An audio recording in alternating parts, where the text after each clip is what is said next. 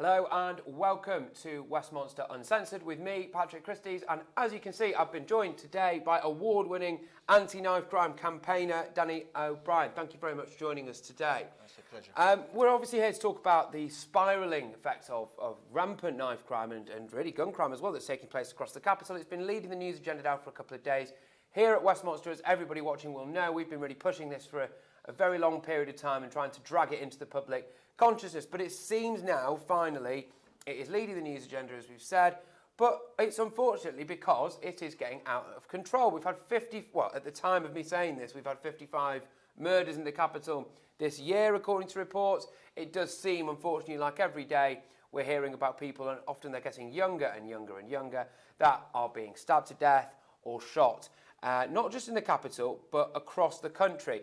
And so, Danny, you have just set the scene for people really about who you are. You're obviously an anti-knife crime campaigner. What made you get involved with that in the first place?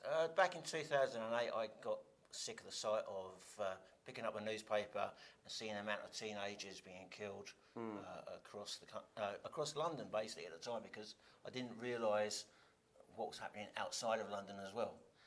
It seemed like the focus was on London all the time. I got involved with a march through London that was set up by myself and also the Damiola Taylor Trust, Banker Seller Trust. We came together in September 2008 and we had a march through London. So at the minute, as we've said, it's been getting a lot of attention in the mainstream media now, the state of the violent crime in the capital and across the country. Are we being overdramatic when we're saying this is an epidemic? How bad is it? You know, you've seen it. You've seen it over a period of time. You know, this seems now like it has peaked, hasn't it? I would like to say that it had peaked, but unfortunately, my gut feeling is there's more to come. We've lost 32. You know, I deal with knife crime, so it's 32 people in London that have been killed by knife crime this year. Last year, by this time of the year, we'd only lost 13. Right. So it's a big step up. It's a big step up.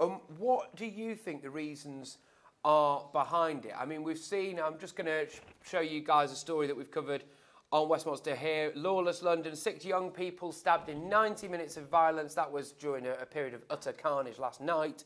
I believe there's been a couple of stabbings since then as well. Why are we now seeing this rampant increase in it? What are the main reasons behind this surge in knife crime, do you think? Basically because it's become the norm. Kids are, it's not just kids though, it's the community. But the younger generation seem to be like sponges. They soak up the negative and think because their friend is supposedly carrying a knife, they've got to carry a knife. And it's a very much it is to do with social media to a point, but it's not the only solution.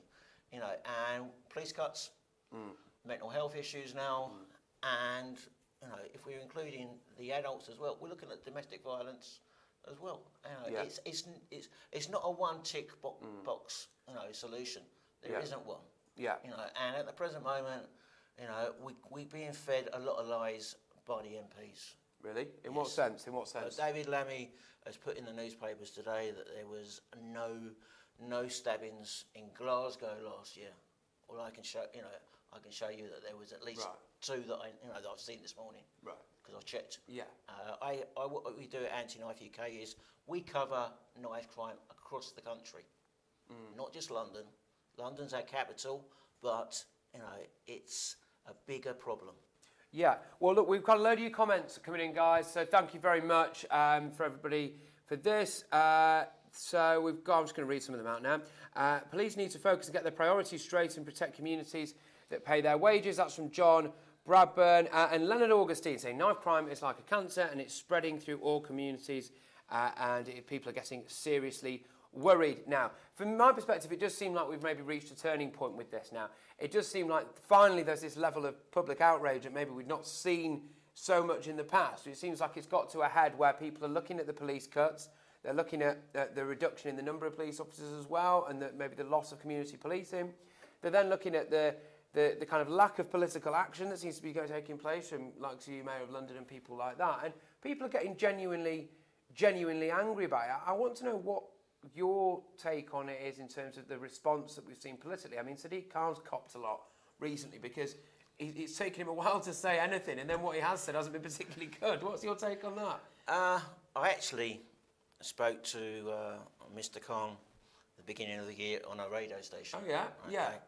And I offered him to have a meeting with me, and he agreed on radio. Which he's got to, of course, if you've got him there live. You know, so I got my. I didn't get my meeting though because he palmed us off to Sophie Linden, which in the long run was a good meeting. Instead of using just myself, I took him with me to City Hall. A number of families as well that had lost. Well, that's interesting that he's actually now then met them, because he was asked yesterday on LBC, has he actually met any of the bereaved families this time? And he says he hasn't, you know. No, he wasn't there. We spoke with Sophie Linden. He basically bottled out, and at the moment he's supposedly working from home. So while he's working from home, I see that as you're hiding away. The Prime Minister, if it was a terrorist attack, would be called in a Cobra meeting. It's, you know, it's 32 deaths, plus if you add the shootings, 55, you know, with all homicides, because we do include the two kids that were thrown off of the cliff by their father after killing their mother. Right, yeah. You know, we've got to remember those. Yeah, absolutely. You know, across the country, we're looking at... we're looking at a lot, and your comments... We're looking at 27 in January across the country. This is a little list he's got here, by the way. 25 in February. I mean, it's a massively detailed list that you've got there, but this is it, you see, if we were to show people, you know, there's pages and pages of this, and, you know, this is the actual cold, hard reality of the situation, guys, that you've got all of these names here, and I mean, that you've got several books with you, and it's full of people. You know, this is the cold, hard reality of the situation that we're currently dealing with. This is how bad it's got. And unfortunately, because the politicians are not actually getting to grips with it, like you said, it would seem with people like Sadiq Khan, sometimes they hide away. Unfortunately, these are just names now. And there's no action being done, apart from with people like yourself, really. What will happen, unfortunately, and I don't want to be, you know, negative, but we could go through the rest of April, which normally is a quiet month for knife crime. And by the end of the month, the beginning of the month will be forgotten. The media will be back onto Brexit, back onto, you know, the Russians or whatever. So knife crime will then again be taken off the agenda, and everyone will just carry on. Oh, you know, the weather's nice. Let's go out, and it's completely forgotten. You know, and I'm really get angry because we shouldn't just be focusing on London. We've got to look at it as a UK problem, because your viewers, you know, and my members in my group, we are across the country. You know, but the media seem to just jump on London, and it's, you know, and it's not. There's plenty of youth out there that are doing great stuff. You know, we've got other, you know, and I'm not the only campaigner. There's groups like Enough is Enough. And, you know, this is it. We've had a commenter coming here, Mandy, saying that you mentioned London, but it's happening in Yorkshire as well. A lot of people, a lot of our viewers, we have a lot of people in Scotland. There was actually one from Glasgow we mentioned before. But look, guys, if you like what you're seeing here, please do give us a big thumbs up and retweet or share on Facebook or do anything. And also, as well, if you do like what we're trying to highlight here at Westmonster, please do try and support us. Go to westmonster.com/support and help us push on. I'm going to come to some of your comments now. Dave Roberts says, as a Londoner, I can confirm that law and order is breaking down. Something needs to be done. And that's what I want to ask you now. What needs to be done specifically to tackle this and try and eradicate this scourge of knife crime? Right. We need parents to be parents. Really, you know, at the moment we're seeing parents being their kids', you know, best friend. We need, you know, people have been going on about curfews. Well, if you're going to want to start, you know, you're bringing a curfew, don't wait for the government to bring it in. Start bringing it in your own homes. That's a good shout. It's, you know, the problem starts and can end within the family unit. You know, there's a breakdown within the family unit. People with mental health issues are not getting seen you know, quick enough. And I understand that, you know, single parents and everything else. But we need to see more police on the beat. That won't happen because of police cuts. But the more we keep on going on about police cuts, knife crime, it becomes more normal, and that is the downside. What I will be maybe shouted at for saying this, but I actually do fear of a summer of discontent. If we have riots, will the police be able to cope in London or across the country? Do you think the breakdown in law and order has now got so bad that's a genuine possibility then with regards to riots and huge levels of public disorder? And as we pointed out, for example, the Met's budget's been cut by about £413 million. Around half of London's police stations are set to close. You know, the police force has been kind of obliterated over a period of time, really. Would they then not be able to cope with it, you know? Well, if you look at places like Hackney, where there is, where the latest incident happened, they had one police station. Yeah. Well, they had a number of police stations, a couple of years back. Yeah. So, just do the maths. Just look at it that way. Amount of viewers, local police stations that have been cut. In my area in Ilford, we never really saw much knife crime or gun crime. We've had it this year. We had a lady on the 4th of January killed a road from me. We've had a stabbing incidents last night in the Ilford Newham area. Yeah. So, it's become so regular that there's no shock value anymore. It will be put in the newspaper and it will be on page 16 or 17. And by that time, most of your viewers will be just flicking. Yeah. They're not, it's not front page, unless you have, a great friend of mine, Diane Abbott, spouting, her words of wisdom, saying that, stop and search. I want to come on to this. Absolutely. What's your take on stop and search? We've had a lot of comments coming in about stop and search, guys. So thank you very much for them. Please do as well, if you like what you see, do give us a retweet, do share, do give us a thumbs up. But yes, I want to deal directly with the issue of stop and search now because it's been criticised. It was rowed back for a while, wasn't it? It was reined in. Look, do you think this is just a basic now? We should be having stop and search regularly enforced. If it's information-led. We don't just want police officers going out and saying, I don't like the look of your face, I'm going to question you. But even if that was the situation, I mean, that wouldn't be ideal, obviously. But is that not actually for the benefit of public safety still? Yes, of course it is. I'm not against stop and search, but I can understand where the black community is saying they have fears of what's happening with stop and search in the past. They seem it disproportionately that's what their argument is. They regularly say it disproportionately targets particular ethnic minority communities. The implication being that it's somehow got racist connotations to it. Yeah. I'm white-skinned, so I don't get stop and searched. But in the black community, it does seem to be an issue, and an issue that needs to still be addressed. Okay, police officers might now have their webcam, but we are still seeing, a black problem where they're being arrested, and then like last week, a guy in Southwark was actually. The next morning he was dead in a police cell. We need to look at that, and we need to bring together the black community and to see what we can do to address their main issues. We can't address every issue, but it can be improved, I believe. Mark Taylor's just saying stop and search saves lives, doesn't matter what colour you are. Bring back stop and search for everyone. I'm sorry if it hurts your feelings, but people are dying here. That is from Nige Pascoe. There's another element to this because I think that at the minute we're looking at cases, and we've got an article about this here about a teenager who carried out an acid attack at an East London school has avoided jail. You'll regularly see people that all get done for either possession of a knife or some weapons-related charge, avoid jail. The deterrent's gone, hasn't it, now for people? When you go out carrying a knife, you can be pretty confident that you're not going to get a massive punishment.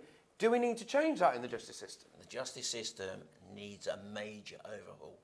We are seeing families going to court, hoping to see some sort of justice, because they won't ever get full justice because they can't bring the kid back or whatever. Right. But we're now seeing, and I see it near enough every day, of people actually being let off. I have a member of admin whose son was stabbed in down south in the country, and her son's perpetrator got actually let off. He's dead. Her son is dead, but the guy is now walking the streets. It's crackers, isn't it? We need a system where if you're caught with a knife, you go on a tag, so that you then, and a curfew, so you then can't go out hanging around with your so-called friends. Yeah. I won't say gang because It it's could not be all, any setup. Yeah. I mean, I think personally, I'd be tempted to go a little bit further in my own mind, because I think that if you get caught with a knife, or you get caught with, obviously with a gun or with any form of weapon, in my opinion, that's conspiracy to commit murder, almost by definition, because as long as you leave the house whilst in possession of that weapon, you're opening a door there that allows you to be put in a position where you can use it. And I think personally, you would see a reduction in people going out with these weapons, maybe a reduction in stabbings, if they knew they were going to get stopped and searched, and they knew that if they were caught, even just once with a knife, they would get a minimum, say, 5-year jail term. Yeah. Do you think something like that could work? That was brought up by an ex-MP now, unfortunately, from the Enfield area called Nick Du Bois, who brought in the new knife amendment laws back. Eventually came into play in 2017. He wanted to see first offence prison. Sadly, the Liberals and other MPs voted against it, so it was watered down to second offence. Right. And it took nearly 2 years of campaigning, which Anti-Knife UK was. We helped in that, and so was Yvonne Lawson, sorry, and. We're not seeing anything in the courts that's going to make a change. They're still getting slaps on the wrist, and sorry, you don't. If you're going to go out, if you're going out with a knife, you're not going out with a knife to cut your sandwich. No, you're going out to basically do some harm. Yeah. Or at least threaten to do some harm. You know, you're carrying it. If it's for protection, then you're more foolish than you look, because that knife could be used in 70% of cases on you. Right. There you go. Absolutely. Look, guys, we're keeping with the Facebook comments, so thank you very much for everybody watching. Please do give us a like. Please do share away. Richard McDonald saying police used to be very racist, but we need stop and search, and they have cameras now if they get out of line. So I suppose that is a way round those clamours of racism. I suppose if you're literally being filmed going about your police work, I suppose you wouldn't be able to get away with it. Yeah, I mean, I think it's obviously a pretty interesting time at the minute, and I think it's what I've been staggered by has been the political response. So, as you rightly said, if this had been, say, a terror attack or something like that, the Prime Minister would have made some kind of public announcement. You would imagine there'd be a Cobra meeting. But we've actually seemingly had to pretty much force our Mayor of London to come out and say basically anything about this. And I want your take on it, because to me it looks like the politicians genuinely they're not even pretending to bother to care anymore about this. They just see another statistic, another young person's died. Do you think there is a lack of care from politicians? Right. We can't tie all politicians with the same brush. There are some out there, like Sarah Jones, that are trying to, and there's trying to do work out there. And Lynn Brown is another one near me in Stratford who's trying to do stuff. But most of them seem to be in their little glass tower somewhere, away from it all, and more worried about expenses and not addressing the problem at all. They're more worried about the next, the elections coming up in May, than they are about a local incident where they should be, out there. And Mr. Khan, you should be at least making a personal phone call to every family that has lost somebody. Well, I'll tell you what, why don't you look down the camera and address this to Sadiq? We can clip it and put it out and tag him in it later. What would you like to see him do now, differently to how he's handling this crisis at the minute? Well, Mr. Sadiq, I'd like to see you be more public. Don't just come out to the cameras when it's something that you want to talk about. You need to come out across and talk to your public. We voted you in. We can vote you out. I mean, do you think that this has been... Do you feel badly let down? Do you feel... Oh, well, don't worry. You've clicked that back on while I take a few questions. It's absolutely fine. So here we've got stop and search of young groups of teenagers is a must in the cities. That is from Mark Forrest. Jay Roden, this is a topic I want to come on to now. We've touched on it slightly. Just saying get caught twice with acid and you get 6 months. This second strike thing just seems a bit nonsensical, really. I mean, I find that a bit odd. The thing is, back in 2000, around about 2008, when Ben Kinsella got killed, Mr. Jack Straw supposedly brought in the Ben's law, which was if you're caught with used a knife, you're doing 25 years. Sadly, I've never seen it even used. No, it's not happening. So and like I'd like to see a change in the juries if possible, because we're the juries are made up of people from the public, which is good in one respect, but if they've got no understanding of a murder or the impact that a murder can have on a family, and they're letting people. It seems to be like they're sitting in a court. Some of them could even be sort of like doodling pictures. Because then it's over their head. I was in one court case once. It was a rape trial, and one of the jurors fell asleep, and they had to start the whole thing again. And it's like, I would like to see basically. Joe Public has to be involved, of course, but someone who's there, who's from a campaign group or somebody that can, or somebody that can direct the jury to the issue. So if they've got a question they can't ask the judge, they can come to this person and say, "Look, I don't understand this, but can you explain?" Yeah. Now I've got a couple more topics that I want to have a chat with you about. Now I've got you. Guys, please do keep all your comments coming in. Give us a big share and a thumbs up as well. There was a comment made earlier today, I believe, or yesterday, in fact, by David Lammy, who said that he believes now that one of the big reasons behind a lot of the spiral in knife and gun crime has been the rampant increase, in his mind, in the drugs trade and in criminal gangs. He highlighted that a lot of these seem to be Eastern European, Albanian, and they were trafficking drugs, they traffic guns. And his theory is they get a lot of these youngsters involved, and this is how the crime escalates. What's your take on this? Has the gang problem got worse in London, do you think? Is that one of the main causes of where we are now? I'm not in a gang, so I can't, but my view is that gangs have increased. More people are trying, it wouldn't be surprised if one of the problems of today, in London is that guys are leaving prison that were in gangs, and they're going back and maybe trying to regain their turf, as they call it. And the younger generation are going, hang on, you've had your time, it's now our time. Right. But the beef from years ago seems to be, compared to today, there was more of a beef years ago than there is now. It's very childish. It's like, you're seeing it with the politicians of like, playground stuff, name calling, is a life worth taking because, he said something that in 2 days' time won't even be remembered. Yeah, someone's put something on Snapchat or something like that, and that now apparently is enough to go and warrant killing them. To me, life seems to have become very, very cheap, and not just in London. It looks like it's happening right across the country, and that's especially one of the things why I wanted to get you in today, because we do get criticised sometimes for saying, or sometimes we look at this in a bit of a London-centric way with knife crime, and this is something that's happening across the country. I know that you're very focused on what's going on with regards to the national picture.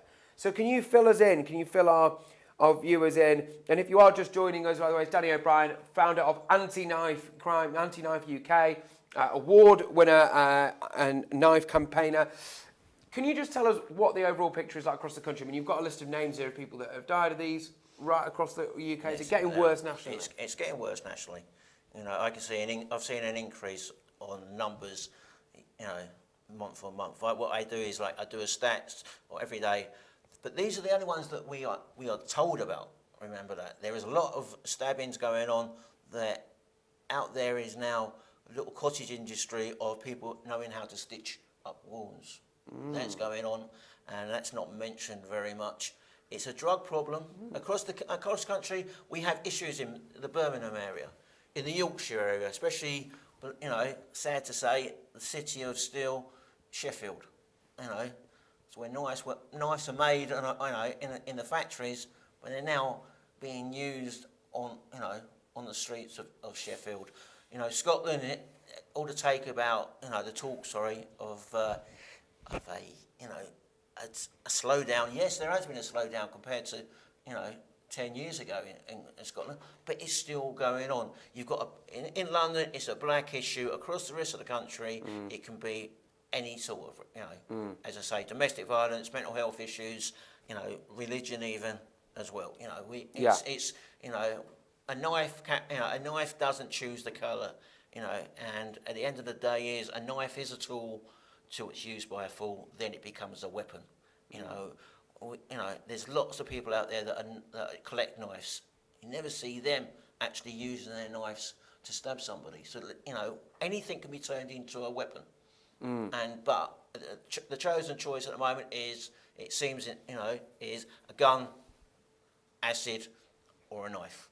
And we've got to address that. We need life skills in schools, because kids are leaving school and they haven't got a Scooby-Doo about what life is about. They don't know how to get a mortgage, don't know how to fill in an application form for a job.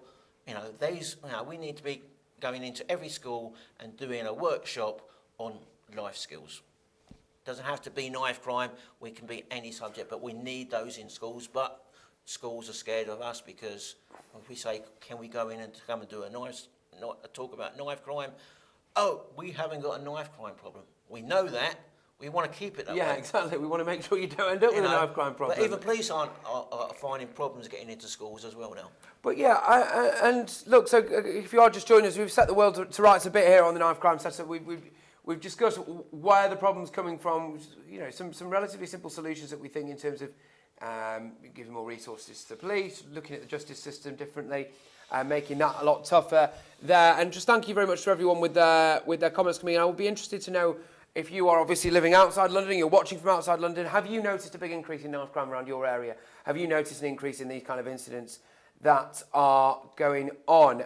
So look, I think, lastly, from my perspective, we see a lot of the police now, they get criticised when they say they get pictured at things like Notting Hill Carnival, or, it's an event, some kind of gay pride event, or this, that and the other, and they get criticised a bit for that.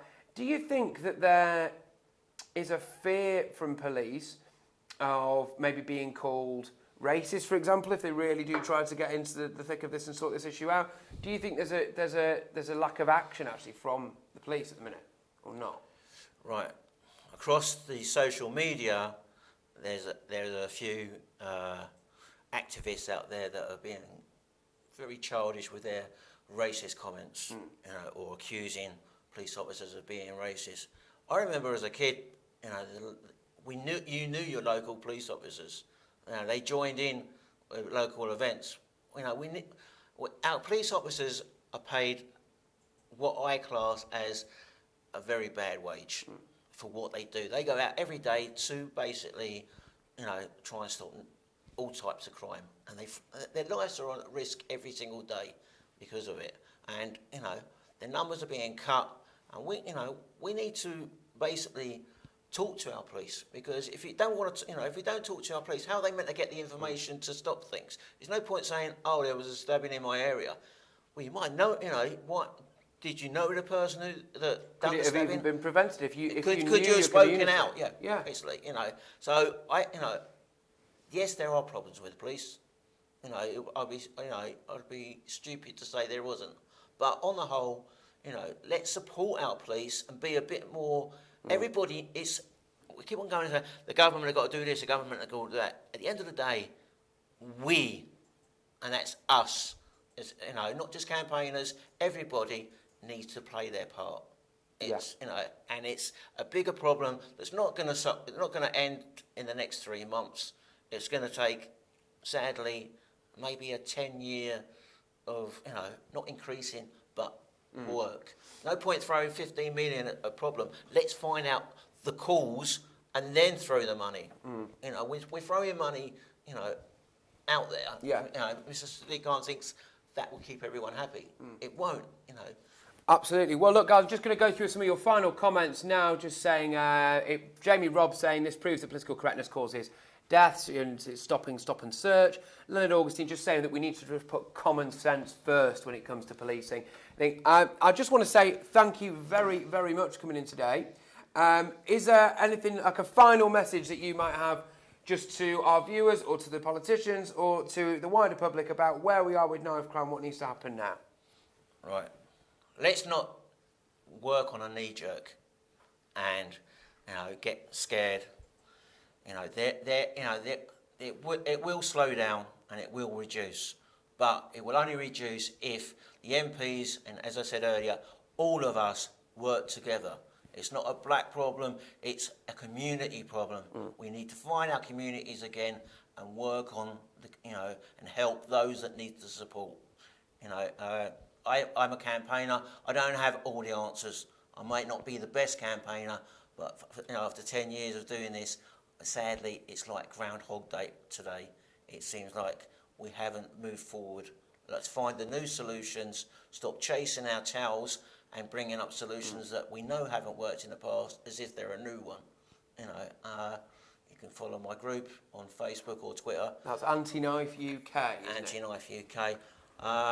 If I'm allowed to as well, we've got a campaign that might sound a bit stupid, but it will get people talking and spreading awareness, and that is simply by finding us on Twitter and sending us a thumbs down. Okay. It's a thumbs down to knife crime, because when things are good, we put a thumbs up. Yeah. Knife crime isn't good. Absolutely. Let's get, last year we had over 1,000, nearly 2,000 people take part. Let's get behind it. Let's make it, so when you're talking to a friend, they can, what are you doing that for? This is why. And we get a conversation started. Well, look, guys, thank you very much. I'm sure we're all very grateful for having Danny in. Thank you so much to everyone who's watched. Just one final plug, so if you can please visit our support page, westmonster.com/support, and give generously and help us grow and build. Guys, thank you very much. It's been a very special show with Danny O'Brien about knife crime. I will see you next week. Take care.